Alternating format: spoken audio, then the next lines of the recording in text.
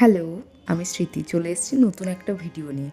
তো আজকে কালী পুজোর সকালবেলা প্রথমে চলে গিয়েছিলাম সকাল সকাল ফ্রেশ হয়ে বাজারে।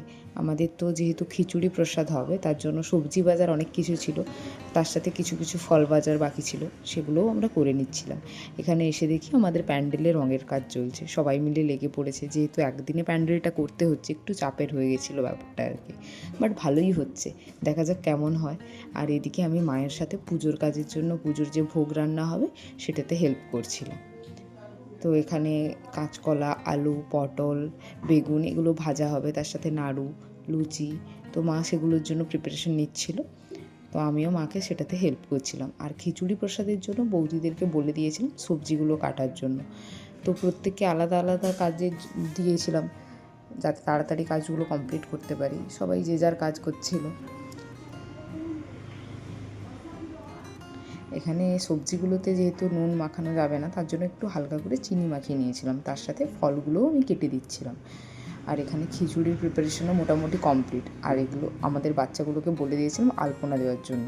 দেখো ওরা কত সুন্দর আলপনা দিচ্ছে।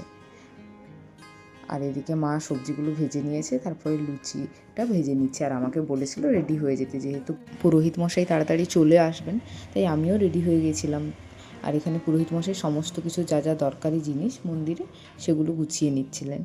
তারপরে গোছানো হয়ে গেলে আমরা গিয়েছিলাম গঙ্গা পূজা করে ঘরটা তুলে আনার জন্য।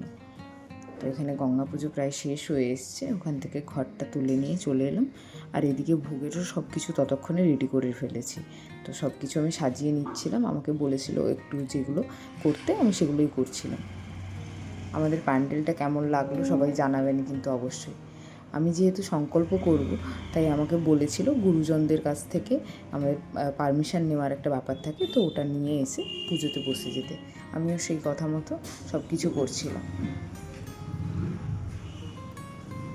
সংকল্প প্রায় শেষ হয়ে গেল, তারপরে হোম হচ্ছে। হোমের পরে আরতি। আমাদের এখানে পুজোর যতজন কমিটি রয়েছে, মানে বাচ্চারা, ওরাও কিন্তু পুরো দিন না খেয়ে উপোস করেই রয়েছে অঞ্জলি দেওয়ার জন্য। এখানে যে আমি সংকল্প করব বলে আমি উপোস করেছি, ব্যাপারটা এরকম নয়, এটা সবার একটা আবেগের ব্যাপার। তো পুজো প্রায় শেষের পথে, অঞ্জলি দিয়ে আমরা সবাই মিলে পুজোটা শেষ করলাম। পুজো তো প্রায় শেষের মুখেই। তো চলো আজকের মতো এটুকুই, দেখা হচ্ছে পরের একটি ভিডিওতে। আপনারা সকলে ভালো থাকবেন, সুস্থ থাকবেন। আর ভিডিওটি কেমন লাগলো অবশ্যই কিন্তু আমাকে কমেন্ট করে জানাবেন। Bye bye.